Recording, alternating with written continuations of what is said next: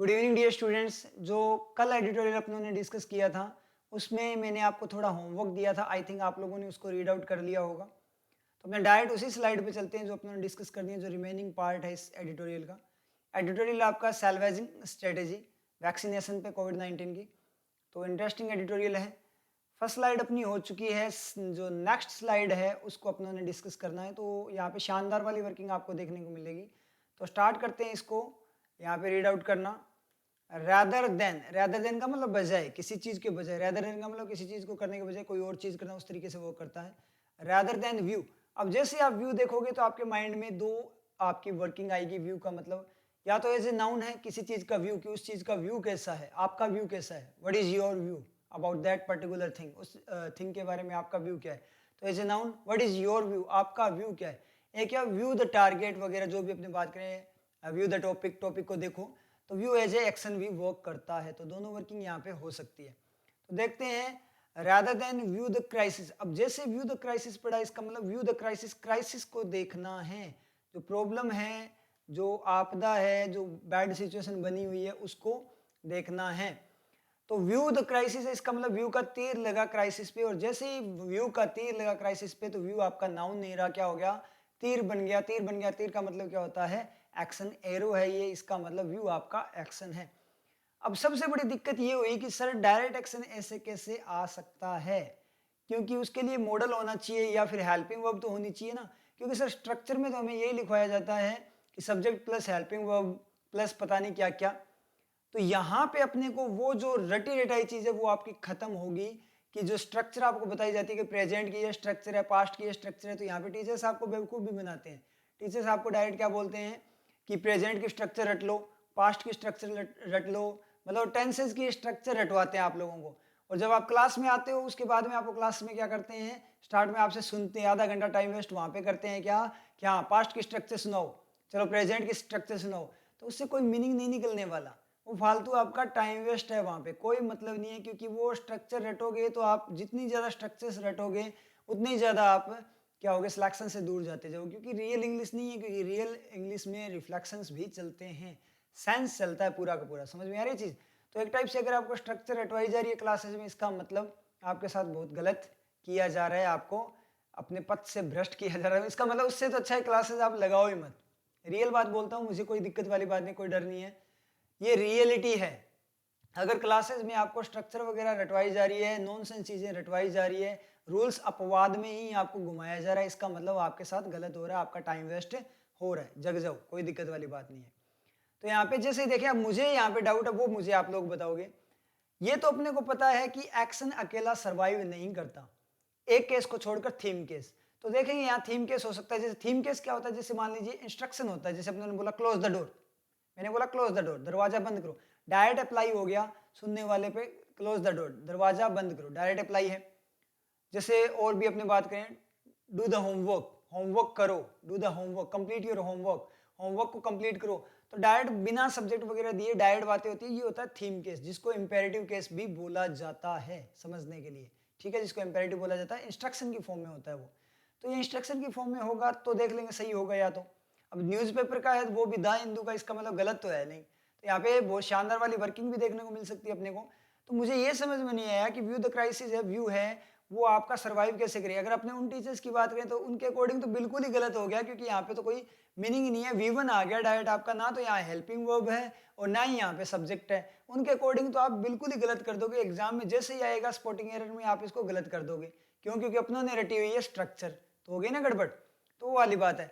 तो अब अपने कोई नहीं पता, कुछ भी नहीं पता क्या है ये। तो इसके लिए अपने क्या करेंगे, कंप्लीट सेंटेंस को देखेंगे, क्योंकि सेंटेंस ही सब कुछ होता है। जो कुछ होगा, जो कुछ भी है इसके अंदर, वो आपको कौन बताएगा, ओनली एंड ओनली सेंटेंस बताएगा। तो अपने फोकस करेंगे सेंटेंस पे, और कंप्लीट सेंटेंस पढ़ने के बाद ही अपने को यहाँ पे आइडिया होगा। तो शुरू करें।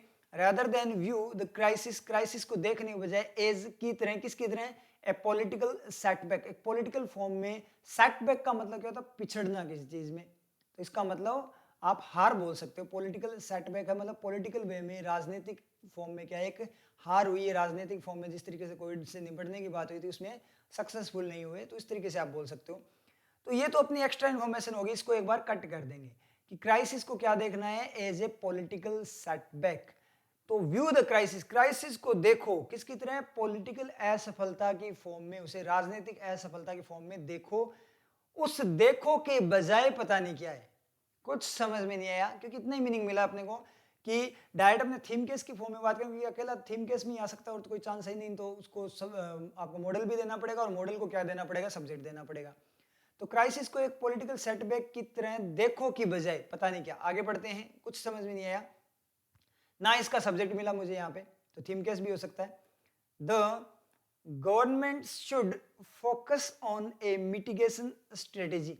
अब यहां से मिलेगा अपने को, द गवर्नमेंट शुड का सब्जेक्ट क्या है, गवर्नमेंट। गवर्नमेंट को चाहिए क्या करना चाहिए, फोकस। फोकस का मतलब ध्यान देना चाहिए किस पे, ऑन पे, एक मिटिगेशन। मिटिगेशन का मतलब कम करने वाली, किसी चीज को कम करने वाली स्ट्रेटेजी, मतलब उसकी कमी करने वाली। जैसे कोविड-19 है, उसके इफेक्ट वगैरह को, जो उसके प्रभाव पड़ रहे हैं उनको कम करने की जो स्ट्रेटेजी है उस पर फोकस करना चाहिए। अब यहां दोबारा से देखो, रैदर देन व्यू, देखो की बजाय क्या करना चाहिए, फोकस करना चाहिए। मिल गया, तो बिल्कुल सही है। जो आपका व्यू है उसका जो मॉडल है, जो टीचर्स की फॉर्म में आपको बोला जाता है हेल्पिंग वर्ब, वो क्या है इसकी, वो क्या है, शुड है इसकी हेल्पिंग वर्ब। समझ में आई चीज, यानी वो जो आपका मॉडल है वो। और सब्जेक्ट कौन है इस व्यू का, गवर्नमेंट। द गवर्नमेंट इसका क्या है, सब्जेक्ट है। क्लियर हुआ। अब दो सेंटेंस बनाएंगे क्या, government, the government should view the crisis as the political setback. Government को क्राइसिस को क्या करना चाहिए, एक पॉलिटिकल सेटबैक की फॉर्म में देखना चाहिए। गवर्नमेंट को क्या करना चाहिए, पॉलिटिकल सेटबैक की फॉर्म में क्राइसिस को देखना चाहिए। और दूसरा सेंटेंस क्या बनेगा, आप दो सेंटेंस जो सेंटेंस बने उनको स्प्लिट कर लिया करो, अलग अलग से दो सेंटेंस ड्रॉ बना लिया करो, नोटबुक में आप बना सकते हो समझने के लिए। The government should focus on A mitigation strategy. Government को एक मिटिगेशन स्ट्रेटेजी पे फोकस करना चाहिए। तो एक तो गवर्नमेंट को क्या करनी चाहिए, क्राइसिस को एक सेटबैक की फॉर्म में देखना चाहिए, और दूसरा क्या, उसे मिटिगेशन स्ट्रेटेजी की फॉर्म ऊपर क्या करना चाहिए, फोकस करना चाहिए। और रैदर देन का मतलब क्या हुआ कि the government should focus on A mitigation strategy rather than the government should view the crisis। मतलब गवर्नमेंट को क्या करना चाहिए, क्राइसिस को सेटबैक की फॉर्म में देखना चाहिए, इसके बजाय गवर्नमेंट को फोकस करना चाहिए। मतलब क्या निकला, डायरेक्ट अपनी हिंदी में बात करें तो क्या बात करें, कंप्लीट मीनिंग की फॉर्म में, कि क्राइसिस को एक पॉलिटिकल सेटबैक की फॉर्म में देखने की बजाय गवर्नमेंट को मिटिगेशन स्ट्रेटेजी फोकस करना चाहिए। गवर्नमेंट को ये नहीं बोलना चाहिए कि ये पॉलिटिकल वे में हमारा एक सेटबैक है, विफलता है, उस फॉर्म में देखने की बजाय आप क्या करो, आगे की तरफ सोचो, मिटिगेशन स्ट्रेटेजी पे क्या करो, फोकस करो। क्लियर हुआ। दैट विल नॉट हॉबल, दैट आया तीन वर्किंग की जो वह। अब दैट के बाद में विल है इसका मतलब मॉडल है, और मॉडल होगा तो क्या मांगेगा, सब्जेक्ट मांगेगा। और जैसे ही मॉडल सब्जेक्ट की फॉर्म में मांगेगा तो दैट को अपना सब्जेक्ट बना लेगा। और जैसे दैट आपका सब्जेक्ट बनता है तो दैट क्या है, एक प्रोनाउन बन जाता है, रिलेटिव प्रोनाउन, जो की तरह वर्क करेगा। अपने को कोई मतलब नहीं है रिलेटिव प्रोनाउन क्या होता है, ये वो, अपने को इनसे कोई मतलब नहीं है, अपने को डायरेक्ट वर्किंग से मतलब है। तो क्या है, दैट की तीन वर्किंग की जो वह है, तो यहाँ दैट की वर्किंग क्या हो जाएगी, जो। और किसके लिए यूज हुआ है, पास वाले के लिए चेक करते हैं, अगर उसके लिए यूज होता है तो ठीक है, नहीं तो अपने आप पीछे जाकर रिफ्लेक्शन ले लेता है। क्योंकि आपको ये भी बताया जाता है कि दैट, हु, विच वगैरह पास वाले के लिए यूज होता है, तो ये भी बिल्कुल गलत है, ये रूल बिल्कुल गलत है। आप देख लेना, आपको बहुत सारे सेंटेंसेस मिल जाएंगे जिसमें क्या होता है कि वो आगे जाकर भी रिफ्लेक्शन देते हैं। समझ में आया चीज। तो इस तरीके से आप क्या करोगे, यहाँ पे चेक करोगे, तो पहले पास वाले को चेक करते हैं, उसके लिए यूज हुआ है तो ठीक है, नहीं तो क्या है, दूसरों के लिए यूज होगा। ठीक है, जैसे ही इज द बॉय, या one of the boy from that group of students, one of the boy from that group of students who was with me. उस स्टूडेंट, उस बॉय के लिए दैट ग्रुप को अपने डिफाइन कर दिया, one of the boy from the group of that particular college, group को define कर दिया, एंड उसकी एक्स्ट्रा इंफॉर्मेशन दे रहे हैं बॉय की, who was with me is very innocent, वो बहुत ज्यादा इनोसेंट है, जो मेरे साथ था। ठीक है, तो यहाँ ग्रुप की। और अपने बात करें, one of the boy from the group which, अपने ग्रुप की बात करें, जैसे which was from that particular university. अब यहाँ पे जो विच यूज हुआ है वो किसके लिए यूज हुआ है, या that is from that particular university. तो ये जो यूज हुआ है वो यूज हुआ है आपके किसके लिए, उस पर्टिकुलर ग्रुप के लिए। और हु की तरह मैं यूज करूँ तो यहाँ पे जैसे मैं बात करूँ हु वॉज विद मी, जो मेरे साथ था, मतलब लड़का जो उस पर्टिकुलर यूनिवर्सिटी के ग्रुप का है, अब ग्रुप को डिफाइन कर दिया, जो कि मेरे साथ था वो ऐसा है। तो ये हु है वो किसके लिए यूज हुआ, बैक जाकर बॉय पे। पता कैसे लगेगा, कंप्लीट मीनिंग से, पूरे सेंटेंस से पता लगेगा। जब आप मीनिंग लोगे अपने आप पता लग जाएगा, जब मीनिंग लोगे ना तो वहां पे अपने आप पता लग जाएगा कि किसके लिए यूज हुआ है। तो ये कोई फिक्स नहीं है कि पास वाले के लिए यूज हुआ हो, ये आपको लिखवाया जाता है, जो कि बिल्कुल गलत है। तो एक रूल और यहाँ से गया, चेक कर लेना, आपको बहुत सारे सेंटेंसेस जैसे मिल जाएंगे, ठीक है। तो दैट विल नॉट, और रीजनिंग में पास वाले के लिए यूज होता है। क्यों यूज होता है, क्योंकि रीजनिंग में आपको एक फिक्स दिया जाता है, क्योंकि वो फॉर्मूलाज पे चलती है। लैंग्वेज है वो चलती है आपके किस पे, सेंस पे। रीजनिंग भी सेंस पे चलती है, लेकिन कुछ ना कुछ एक चीज फिक्स करने के लिए रखा जाता है उसको, क्योंकि सॉल्यूशन लेने के लिए एक चीज को फिक्स किया जाता है। लेकिन लैंग्वेज में ऐसे फिक्स नहीं किया जाता, क्योंकि दोनों सेंटेंस सेम ही बोले जाते हैं, वो डिपेंड करता है कि बोलने वाला किस तरीके से बोल रहा है। क्लियर हुआ आप लोगों के, तो रटना कुछ भी नहीं है। दैट विल नॉट हॉबल, जो हॉबल नहीं करेगा, हॉबल का मतलब क्या होता है, अटकाना, लड़खड़ाना किसी चीज को। हॉबल द इकोनॉमी, इकोनॉमी को हॉबल नहीं करेगा, लड़खड़ाएगा नहीं, मतलब इकोनॉमी को लड़खड़ाएगा नहीं। इसका इकोनॉमी को लड़खड़ाएगा मतलब क्या है, इकोनॉमी को खराब नहीं करेगा। तो ये जो दैट यूज है वो आपका स्ट्रेटेजी के लिए यूज हुआ है। तो क्या मीनिंग निकला यहाँ से, कि गवर्नमेंट को क्राइसिस को एक पॉलिटिकल सेटबैक की तरह देखने की बजाय गवर्नमेंट को मिटिगेशन स्ट्रेटेजी पे फोकस करना चाहिए, जो स्ट्रेटेजी इकोनॉमी को कभी गड़बड़ाएगी नहीं। वाइल, जबकि स्टॉपिंग, स्टॉपिंग जबकि स्टॉप करते हुए, स्टॉप करना, कुछ भी अपने आईएनजी दिखते हैं अपने को, 4 वर्किंग दिखेगी। फर्स्ट वर्किंग मेन एक्शन, अब मेन एक्शन तो यहाँ होगा नहीं क्योंकि वाइल आ गया बीच में। तो बात को क्या किया, अलग से बात स्टार्ट की है उसने, ठीक है, अलग से बात स्टार्ट की है, या एक्स्ट्रा इन्फॉर्मेशन की फॉर्म में भी आ सकता है, ठीक है, अपने को नहीं पता। क्योंकि अगर मेन एक्शन होता तो मॉडल वगैरह देना होता, जो कि इसके पास नहीं है, मेन एक्शन नहीं है। उसके बाद अपने बात करें एडजेक्टिव की, तो पूरा पढ़ते हैं आगे। Stopping the wild fire spread, wild fire का मतलब, वाइल्ड फायर का जंगल की आग वाला, स्प्रेड का मतलब फैलाव, मतलब बहुत तगड़े वाला जो फैलाव है, ऑफ द वायरस, किसका फैलाव, वायरस का। ये एक्स्ट्रा इन्फॉर्मेशन में चला गया, वायरस आपका, of the virus. Her noun को आपको क्या करना पड़ेगा, सेटिस्फाई करना पड़ेगा, या तो एक्स्ट्रा इन्फॉर्मेशन में बाइंड करो, या उसको तीर लगाओ एक्शन का, या फिर उसे सब्जेक्ट बनाओ किसी चीज का, सेंटेंस वगैरह दो। तो ये तो एक्स्ट्रा में चला गया, इसको एक बार छोड़ो। तो stopping the wild fire spread, जो फैलाव है उसको रोकने की बात हो रही है। तो अब यहां से अपनी बात करें, फैलाव को रोकना है, फैलाव को रोकना है तो उसके ऊपर रोकने का तीर लगाना है, तभी तो रुकेगा ना। जैसे कार को रिपेयर करना है तो repair the car, car repair के पेंट, कार को पेंट करना है, पेंट द कार, कार को पेंट करना है, इसका मतलब डायरेक्ट पेंट कार पे मारा जाएगा तभी तो कार पेंट होगी ना, बीच में कुछ दीवार वगैरह आ जाएगी तो आपको पेंट नहीं होगी कार, तो डायरेक्ट तीर लगना चाहिए। तो यहाँ पे वाइल्ड फायर स्प्रेड को रोकना है, इसका मतलब स्टॉप का उस पर तीर लगेगा। क्लियर हुआ आप लोगों के। अब यहाँ पे मेन एक्शन था नहीं, 4 वर्किंग में से एक वर्किंग गई, और आपका एडजेक्टिव भी नहीं होगा, क्यों, क्योंकि उसके बाद में क्या है, द लगा हुआ है। तो द लगा हुआ है, इसका मतलब अलग से वाइल्ड फायर स्प्रेड है उसको अलग से इसने सेटिस्फाई कर दिया। द ने क्या कर दिया, स्पेसिफाई कर दिया, सेटिस्फाई नहीं, स्पेसिफाई कर दिया, अलग से स्पेसिफाई किया। द ने उसको अलग बना दिया, अलग एंटिटी बना दिया, द लगा तो अलग से सेटिस्फाई हो गया। क्लियर आप लोगों के। वाइल्ड फायर यहाँ पे एडजेक्टिव है, बिल्कुल सही है आपका, क्या कि स्प्रेड कैसा है, वाइल्ड फायर टाइप का, जंगल की आग जैसा स्प्रेड है। तो ये तो कोई दिक्कत वाली बात नहीं है। अब स्टॉपिंग से अपने को पता लग गया कि स्टॉप करना है वाइल्ड फायर स्प्रेड को, तो तीर लग रहा है, तीर लग रहा है, इसका मतलब वो एक्शन की फॉर्म में है, मैन एक्शन है नहीं, एडजेक्टिव होगा नहीं क्योंकि एक्शन की फॉर्म में है। तो दो ही चीज बची, क्लोज या जेरंड। अगर जेरंड होगा तो ये क्या होगा आपका, तो आप पहले क्लोज को चेक कर लिया करो, बाद में जेरंड चेक कर लिया, जेरंड होगा तो उसको सेटिस्फाई करना पड़ेगा। तो यहाँ पे वाइल स्टॉपिंग, अब इस पे इधर से कोई तीर भी नहीं आ रहा। अब पिछले वाले में अपनों ने देखा था आफ्टर वाला, तो उससे तो आफ्टर एज ए प्रीपोजिशन बन के उसने सेटिस्फाई कर दिया था। जैसे after the class I went to the market, class के बाद में मार्केट गया, क्योंकि क्लास यहाँ पे नाउन है, उसको आफ्टर सेटिस्फाई कर रहा है। लेकिन वाइल तो क्या होता है, एक एलिमेंट होता है जो कॉन्ट्रेरी को बताता है, वो सेटिस्फाई नहीं करता किसी को, वो तो एक कॉन्ट्राडिक्शन को बताता है। तो यहाँ पे स्टॉपिंग को मैं देखूं तो तीर इधर से कोई आ नहीं रहा पीछे से, एक्स्ट्रा इन्फॉर्मेशन में बाइंड नहीं है प्रोनाउन वगैरह से, आगे इसके लिए कोई सेंटेंस नहीं है, तो इसका मतलब आपका जेरेंड तो नहीं है। क्लोज को देखो कि गवर्नमेंट को क्या करना चाहिए, फोकस करना चाहिए मिटिगेशन स्ट्रेटेजी पे, क्या करते हुए, जो कि इकोनॉमी को नहीं करेगा, क्या नहीं करेगा, इकोनॉमी को हॉबल नहीं करेगा। तो एक बार इस एक्स्ट्रा इन्फॉर्मेशन को भी आप यहाँ से रिमूव कर दो, क्योंकि जितनी एक्स्ट्रा इन्फॉर्मेशन रिमूव करोगे उतना ही सेंटेंस आपका क्या होगा, सिंपल बन जाएगा और उतना ही ज्यादा आपके समझ में आएगा। तो यहाँ पे क्या बोला है कि गवर्नमेंट को फोकस करना चाहिए मिटिगेशन स्ट्रेटेजी पे, जबकि क्या करते हुए, वायरस के फैलाव को रोकते हुए, तो साथ साथ ही फैलाव को रोक रहा है और साथ ही साथ स्ट्रेटेजी पे काम कर रहा है, दोनों चीजें साथ साथ चल रही है। और जो फोकस का काम है उसी के साथ आपका काम चल रहा है स्टॉपिंग का, लेकिन फोकस वाला काम है वो मेन एक्शन में चला गया। कैसे कि मॉडल वगैरह देख रहे एक मेन सेंटेंस बना दिया और उसी सब्जेक्ट को यूज किया जो मेन सेंटेंस में ऑलरेडी है, तो वो सब्जेक्ट फ्री नहीं बचा, तो इसलिए उसके लिए एक्स्ट्रा इन्फॉर्मेशन की फॉर्म में दूसरा उसी का दूसरा एक्शन उसे एक्स्ट्रा इन्फॉर्मेशन की फॉर्म में यूज कर लिया। और एक्स्ट्रा इन्फॉर्मेशन की फॉर्म में जब एक्शन को यूज करते हैं तो क्लोज का यूज करते हैं, ठीक है।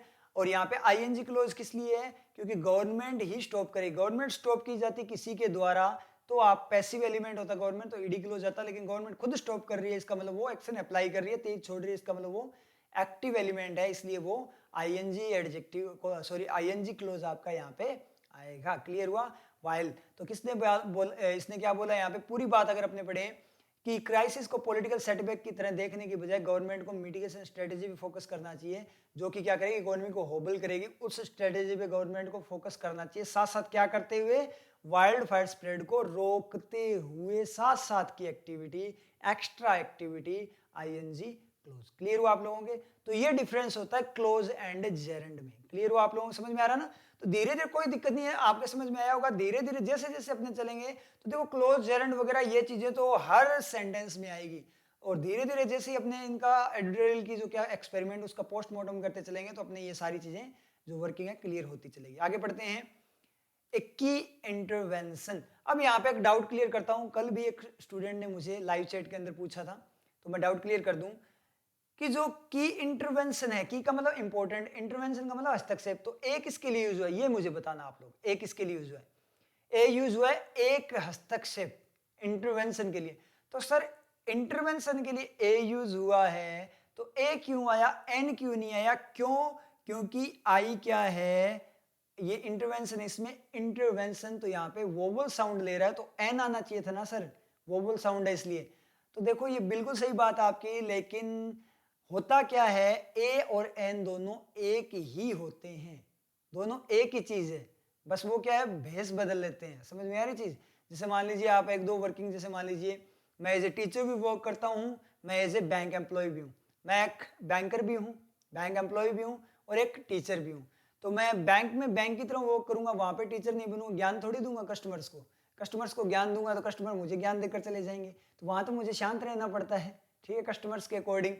और यहाँ पे मैं आपको नॉलेज देता हूँ, वहां मैं नॉलेज नहीं दे सकता कस्टमर्स को, यहाँ मैं नॉलेज देता हूँ, तो दोनों में क्या कर रहा हूँ, अलग अलग फॉर्म में वर्क कर रहा हूँ ना यहाँ पे, लेकिन है तो एक ही चीज। वैसे ही ए और एन आपके क्या है, एक ही चीज है, लेकिन जो एन है वो यूज होता है क्या, एम्फेसाइज करने के लिए, किसी वोवल साउंड को एम्फेसाइज करने के लिए, कि यहाँ पे वोवल साउंड यूज हुई है उसको एम्फेसाइज करने के लिए।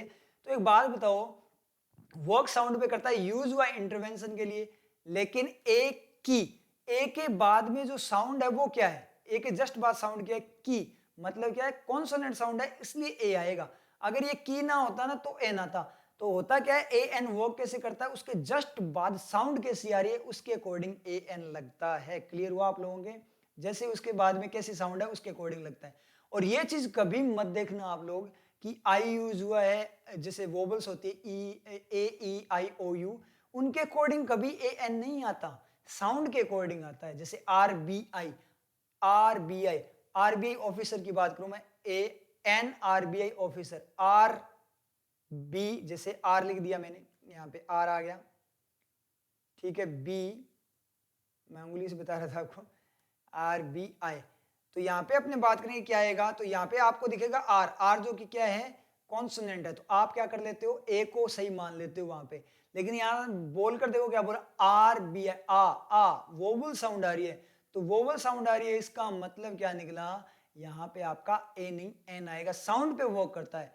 ए आर बी आई इतना सूट नहीं, एन आर बी आई, ठीक है, यहाँ पे सूट अच्छा करता है, मतलब उस एम्फेसाइज करता है उस वोवल साउंड को। जो गले से अंदर से कंठ से जो आवाज निकलती है वो वोवल्स होती है आपकी, ठीक है, ये आपको पता होगा हिंदी के अंदर। तो ये है आपकी चीज, क्लियर हुआ आप लोगों को। तो साउंड के अकॉर्डिंग वर्क करता है, ना कि जिसके लिए यूज है, जस्ट बात साउंड है उसको देखता है। क्लियर हो गया। एक की इंटरवेंशन, इंपॉर्टेंट जो हस्तक्षेप है वुड बी, वो होगी। अब वुड का सब्जेक्ट देखें, एक की इंटरवेंशन, इंटरवेंशन इसका सब्जेक्ट है, वुड बी होगा, वुड बी होना, बी का मतलब होना, होगा, कैसा होगा, वुड बी क्या करने के लिए होगा? To protect the labour force. अब यहाँ पे वुड बी होगा और दूसरा एक्शन क्या है? प्रोटेक्ट करना एक्शन। तो दो एक्शन को क्या कर रहा है आपका, क्या है? कनेक्ट कर रहा है। तो दोनों एक्शन को कनेक्ट करने के लिए जो मॉडल यूज होता है वो होता है model of connection, that is two. Working of two is there are two working of two, there are two workings of two. The one is it works as a model when it when it connect another action, and also is if it gives the purpose of that particular action then also used as a model. Okay, समझ में है आप लोगों के? और दूसरी जो working है वो क्या है? As a preposition, when it gives the direction to a particular thing that it works as a preposition. Clear आप लोगों के? मतलब जब किसी डायरेक्शन को बताएगा तो प्रीपोजिशन। तो दोनों वर्किंग आपके माइंड में रहनी चाहिए। क्या?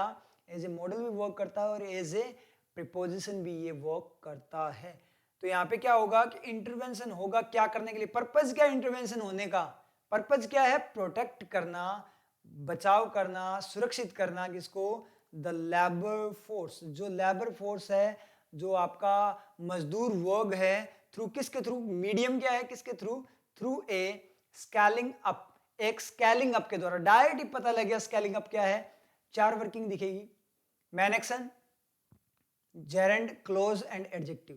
देखो मैन एक्शन होगा नहीं क्योंकि ए के बाद आया, तो मैन एक्शन तो होगा नहीं क्योंकि मॉडल वगैरह उसके पास नहीं, इजेमार वोज वगैरह उस तरीके से कुछ भी नहीं है, विल बी वगैरह, तो ये होगा ही नहीं आपका। ये तो अपने को पता लग गया कि ये आपका क्या नहीं होगा, यहाँ पे मैन एक्शन नहीं होगा। उसके बाद में हमने बात करें, क्लोज भी नहीं होगा क्योंकि ए स्केलिंग यूज है, एक स्केलिंग, तो एक यूज होगा। इसका मतलब क्लोज तो क्या होता है? एक्शन होता है, डायरेक्ट एक्शन होता है। अब ए के बाद में ये एक्शन सर्वाइव नहीं कर सकता ना, वो तो अकेला डायरेक्ट एक्स्ट्रा एक्टिविटी के फॉर्म में आता है। तो दो ही चीज हो सकती है, एक स्केलिंग टाइप की कोई चीज और दूसरा एक स्केलिंग, एक जेरेंड की फॉर्म में। तो दोनों ही चीजें हो सकती है। अगर ये एडजेक्टिव बने तो उसके बाद में नाउन आना चाहिए जिसके लिए ए यूज होगा, लेकिन इसके बाद में कोई नाउन नहीं है। इसके बाद में क्या? ऑफ की दीवार है।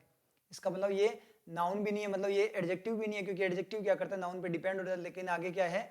ऑफ की दीवार है, तो डिपेंड भी नहीं हो पाएगा। तो बचा क्या? जेरेंड ही बचा कि किसके थ्रू? एक स्केलिंग अप, एक बढ़ावे के द्वारा, बढ़ावे के माध्यम से। किसका? वैक्सीनेशन, टीकाकरण के बढ़ावे के माध्यम से। इन किसमें? इंडस्ट्री, जो इंडस्ट्री वगैरह उनमें, एंड वर्क प्लेसेस, और किसमें? वर्क प्लेसेस में। तो इनके बाद में आपका रिफ्लेक्शन एंड का डायरेक्ट ही पता लगा, बिल्कुल ईजी है कि इंडस्ट्री और जो वर्क प्लेस कार्य क्षेत्र है उनमें वैक्सीनेशन की एक स्केलिंग अप, एक बढ़ाव, एक बढ़ावा, उस बढ़ावे के थ्रू लेबर फोर्स को प्रोटेक्ट करने के लिए, जो प्रोटेक्ट करना है उस पर्पज के अकॉर्डिंग एक इंटरवेंशन होगा, एक हस्तक्षेप होगी क्या करने की? उस लेबर फोर्स को प्रोटेक्ट करने की। तो उस इंटरवेंशन का जो पर्पज है वो क्या है? प्रोटेक्ट करना लेबर फोर्स को। क्लियर है? यहां तक क्लियर है सर? कोई दिक्कत नहीं है। अब आगे बात करें एम्प्लॉयर्स। अब एक होता है एम्प्लॉय, एम्प्लॉय का मतलब जो एम्प्लॉय होते हैं, काम करने वाले, एम्प्लॉयज वगैरह, ठीक है, जॉब करने वाले। एम्प्लॉयर का मतलब जॉब देने वाला। जैसे अपने बात करें वर्कर, वर्क करने वाला, वर्कर, ER लगता है, ठीक है। जैसे मान लीजिए इरेजर, रबर, इरेजर, इरेज करने वाला, इरेजर, समझ आया? कटर, कट करने वाला, कटर। वुड कटर, लकड़हारा, लकड़ी कट करने वाला, वुड कटर। एम्प्लॉयर का मतलब एम्प्लॉयमेंट देने वाला, रोजगार देने वाला। एम्प्लॉयर्स मस्ट ऑल्सो, उन्हें भी चाहिए क्या? मस्ट ऑल्सो बी एनकरेज्ड, उन्हें भी एनकरेज किया जाना चाहिए। अब यहाँ पे बात हुई बी एनकरेज्ड, एनकरेज्ड फॉर्म में होना, मतलब वो एनकरेज कर नहीं रहे। अब यहाँ पे ये नहीं है कि जो जॉब देने वाले वो एनकरेज करें, तो अगर ये होता तो तीर आगे जाता, लेकिन ये बैक रिफ्लेक्शन ले रहा है किस पे? आपके एम्प्लॉयर्स पे। यहाँ से बैक रिफ्लेक्शन आ रहा है किस पे? आपके एम्प्लॉयर्स पे। मतलब क्या है? पैसिव फॉर्म में है, तो एडजेक्टिव होगा या पैसिव फॉर्म में होगा। तो क्या होगा? बी एनकरेज्ड, एम्प्लॉयर्स क्या हो? एनकरेज्ड फॉर्म में हो, बी एनकरेज्ड, V3 फॉर्म में हो। तो दो फॉर्म होती है, या तो क्या होता है? एक्टिव फॉर्म होती है या पैसिव। तो ये डायरेक्ट पता लग रही है अपनी पैसिव फॉर्म है, V3 फॉर्म, कि एम्प्लॉयज क्या हो? एम्प्लॉयर्स क्या हो? मस्ट बी एनकरेज फॉर्म में हो। इसको मतलब उनको एनकरेज किया जाएगा, और एम्प्लॉयर्स मस्ट एनकरेज का मतलब वो एनकरेज करें किसी को, समझ? तो उनको एनकरेज किया जा रहा है, उनको प्रोत्साहित किया जा रहा है, मोटिवेट किया जा रहा है टू क्या करने के लिए? To retain. पर्पज क्या उनको एनकरेज करने का? रिटेन करने का। टू रिटेन, रिटेन का मतलब बनाए रखने का, और ऑप्ट फॉर, ऑप्ट का मतलब चुनना। किसके लिए चुनना? For staggered working hours. किसके लिए? स्टैगर्ड। आप क्वेश्चन पूछते चला करो, आपको क्लियर हो जाए क्या बोलना चाहता है। स्टैगर्ड का मतलब अलग अलग टाइम पे, स्टैगर्ड मतलब बिखरा हुआ भी होता है, स्टैगर्ड का मतलब स्टेप बाय स्टेप भी होता है। तो स्टैगर्ड वर्किंग आवर्स का मतलब अलग अलग टाइम के लिए, कि आधे एम्प्लॉयज़ को उस टाइम पे, फिर मतलब अलग अलग टाइम पे एम्प्लॉयज़ को बुलाया जाए, बंचेस की फॉर्म में, एक साथ मत बुलाया जाए। And work from home protocols, और जो वर्क फ्रॉम होम प्रोटोकॉल्स है मतलब घर से काम करने के प्रोटोकॉल्स है उसके लिए, तो एम्प्लॉयर्स को भी एनकरेज किया जाए, उनको मतलब मोटिवेट किया जाए क्या करने के लिए, कि एक तो वो क्या करे, रिटेन करे, मतलब बनाए रखे चीज़ों को, किसके लिए, स्टैगर्ड वर्किंग आवर्स के लिए, और रिटेन बनाए रखे उन स्टैगर्ड वर्किंग आवर को। और या फिर दूसरा क्या, चुनने के लिए उनको क्या किया जाए, क्या चुनने के लिए, स्टैगर्ड वर्किंग आवर के लिए चुने वो, और वर्क फ्रॉम होम प्रोटोकॉल्स के लिए चुने। मतलब चुनाव इस तरीके से करें कि स्टैगर्ड फॉर्म में वर्किंग आवर्स हो, मतलब एम्प्लॉयज़ को अलग अलग टाइम पे बुलाया जाए, और वर्क फ्रॉम होम प्रोटोकॉल भी यूज़ करें कि घर से वो काम कर पाए, इस तरीके से। समझ में आ रही चीज़? तो ये चीज़ अपने जरूरी है। अब आप बोलोगे बैंक में भी ये चीज़ हो जाए वर्क फ्रॉम होम, तो बैंक में वर्क फ्रॉम होम नहीं हो सकता, बहुत ज़्यादा रिस्की है, क्योंकि बैंक की जो साइट्स होती है वो only and only banking hour में ही ओपन होती है। और कहाँ पे ओपन होती है, वो बैंक के अंदर, बैंक के सिस्टम में ही ओपन होता है। उसका पूरा का पूरा जो सिस्टम है वो अलग ही वे में चलता है, अलग ही सॉफ्टवेयर से चलता है, तो उसकी इतनी इजीली हैकिंग नहीं होती। समझ में आ रहा है आप लोगों को? तो हैकिंग पे एक चीज़ और बताऊंगा यहाँ पे मैं आपको, क्योंकि घर पे काम करोगे तो लैपटॉप से काम करना पड़ेगा, और लैपटॉप पे जब आप वो आपको एक्सेस दे दिया बैंक ने अपने जो साइट्स वगैरह का है, तो यहाँ पे हैकिंग वगैरह के चांसेस बढ़ जाते हैं, फ्रॉड वगैरह के चांसेस बढ़ जाते हैं। इसलिए सारा का सारा क्या होता है, बैंक से ही होता है। और एक चीज़ और बताऊँ मैं आपको, एसबीआई का जो चीज़ है, तो आज तक की जो एसबीआई की हिस्ट्री है उसमें आज तक एसबीआई का सॉफ्टवेयर हैक नहीं हुआ है। इतना शानदार वाला सॉफ्टवेयर है, बिल्कुल अलग सॉफ्टवेयर है, अदर बैंकिंग के अंदर जो यूज़ होता है उससे बिल्कुल अलग वाला सॉफ्टवेयर है एसबीआई का। दूसरे बैंकों में अलग यूज़ होता है और एसबीआई में बिल्कुल अलग यूज़ होता है। दूसरे बैंकों में जो यूज़ होता है वो वाला सॉफ्टवेयर एसबीआई में नहीं यूज़ होता। एसबीआई का खुद का अपना ही अलग से कोई कॉन्ट्रैक्ट है फॉरेनर कंपनी के साथ, तो उसका बिल्कुल अलग से यूज़ होता है। तो इसी चक्कर में क्या होता है, थोड़ा बहुत एसबीआई का जो प्रोसेसर है वो क्या है, थोड़ा स्लो भी है, इतना भी नहीं है, हल्का सा स्लो है, ठीक है। तो लेकिन वो कोई दिक्कत वाली बात नहीं है, क्योंकि मेन तो वो चीज़ है ना कि वहाँ पे फ्रॉड वगैरह होने के चांसेस नहीं है, बिल्कुल हैकिंग ही नहीं हो रही, तो थोड़ा स्लो होना, ये कॉम्प्रो बिल्कुल ज़्यादा बेस्ट है, ये वाला कॉम्प्रो यहाँ पे ज़्यादा बेस्ट रहेगा, क्योंकि हैकिंग नहीं होती। नहीं तो अदर बैंकों में तो आपको पता है कितनी ज़्यादा हैकिंग हो रखी है, मतलब मैक्सिमम के जो है, मैक्सिमम जितने भी बैंक्स हैं उनमें मैक्सिमम में फ्रॉड वगैरह हुए हैं, लेकिन एसबीआई के अंदर आज तक ऐसा नहीं हुआ, कोई भी हैकिंग नहीं है। तो ये एसबीआई एम्प्लॉयज़ के लिए एक प्राउड वाली बात है। समझ में आ रही है चीज़? तो क्लियर आप लोगों के? तो ये जो वर्किंग थी वो इसकी वर्किंग थी कंप्लीट वाली, तो इसको रिवाइज कर लेना और वर्किंग पे फोकस करना, और जितने भी वोकेब है यहाँ पे वो आप लोगों ने क्या करना है, यहाँ पे उनको याद करना है। फिर भी आपको कोई भी डाउट्स हो, कोई भी वर्किंग से रिलेटेड डाउट हो, तो आप मुझे कमेंट सेक्शन में बता दिया करो, मैं आपको उसके अकॉर्डिंग स्पेशल वीडियोज़ भी बना दिया करूँगा। समझ में आ रहा है आप लोगों के? तो स्पेशल वीडियोज़ में मैं बता दिया करूँगा आपको, जो भी डाउट हो, जिस तरीके का डाउट हो, कोई दिक्कत नहीं है। मैक्सिमम तो अपने इससे कवर अप कर लेंगे एडिटोरियल से, लेकिन फिर भी आपको डाउट रहता है तो आप वर्किंग वगैरह पूछ सकते हो। जैसे मान लीजिए बहुत सारी चीज़ें मैंने आपको बतानी है, क्योंकि वो बहुत सारी चीज़ें हैं जो यहाँ पे नहीं हो सकती क्लासेस के बिना, ठीक है। क्लासेस में होते हैं, जैसे मान लीजिए कि टेंसेज होते हैं, तो वो भी मैं कोशिश करूँगा आपको टेंसेज वगैरह मैं सारे टॉपिक करवाऊँगा आप लोगों को, तो थोड़ा मैं भी थोड़ा टाइम वगैरह मेरा थोड़ा मैनेज हो जाए, एक बार इतना टाइम नहीं मिलता। और साथ में मैं सॉफ्टवेयर वगैरह भी थोड़े मुझे यहाँ पे ज़रूरत है, जिनके थ्रू मैं करवा सकूँ आप लोगों को, क्योंकि मेरे पास अभी इतने रियल के अंदर रिसोर्सेज नहीं है कि मैं आपको उतनी क्वालिटी प्रोवाइड कर सकूँ, मतलब इस वे में कि हर चीज़ आपको अवेलेबल करवा सकूँ, लेकिन फिर भी मैं आपको सारी चीज़ें करवाऊँगा, आपके कॉन्सेप्ट्स वगैरह क्लियर करूँगा। लेकिन अभी मेरे पास इतने रिसोर्सेज नहीं हैं। जब फाइनेंशियली थोड़ा ज़्यादा हो जाएगा उसके बाद में अपने पास रिसोर्सेज भी आ जाएंगे, उसके बाद कोई दिक्कत नहीं, अपने डिजिटल बोर्ड भी लेकर आएंगे, उसी पे करवाऊंगा, उस पर तो सारा कुछ करवा सकता हूँ आप लोगों को, लेकिन अभी वो आउट ऑफ लिमिट है। तो जब होगा तो कोई दिक्कत वाली बात नहीं है, क्लियर आप लोगों को? तो सारी चीज़ें करवाऊंगा, और वैसे मैक्सिमम यहाँ से हो भी जाएगा, आप लोगों को टेंशन की बात नहीं है, वो मेरी टेंशन है, इंग्लिश की टेंशन आप लोगों के लिए नहीं है। और जितने भी टॉपिक्स वगैरह वो बीच बीच में मैं उनकी वीडियोज़ भी यहाँ पे डालता रहूँगा। बस आप लोग रेगुलर रहना, मोटिवेशन मेरा ख़त्म मत होने देना, रेगुलरिटी रखना, क्योंकि रेगुलरिटी नहीं रखोगे तो इतना काम का प्रेशर होने के बावजूद इतना टाइम निकाल कर रात को 12-1 बजे तक मैं वीडियोस बना रहा हूँ, ठीक है। आपको नोटिफिकेशन मिल रहा है, उसके अकॉर्डिंग आपको पता लग रहा है कि किस टाइम पे वीडियो अपलोड हो रही है, ठीक है। और बैंक भी जाना होता है, तो इतनी सारी चीज़ें ध्यान में रखते हो, तो प्लीज़ मुझे डिमोटिवेशन मत देना, क्लास में रेगुलरिटी रखना, नहीं तो मैं नहीं पढ़ा पाऊंगा फिर उसके अकॉर्डिंग। समझ में आ रही है ना आप लोगों के? तो वो वाली चीज़ है, तो रेगुलरिटी बनाए रखना प्लीज़। तो ठीक है, फिर मिलते हैं नेक्स्ट क्लास में नए एडिटोरियल के साथ, नई वर्किंग के साथ। बहुत सारी नई नई वर्किंग मिलेगी। तो यहाँ की जो वर्किंग है, जो ये रैदर देन व्यू वाली, शानदार वाली वर्किंग थी, इसको एक बार वापस से रिवाइज करना कैसे बैक रिफ्लेक्शन लेता है। तो ये बैक रिफ्लेक्शन की फॉर्म में वर्किंग थी। ठीक है, तो फिर मिलते हैं नेक्स्ट क्लास में। All the best.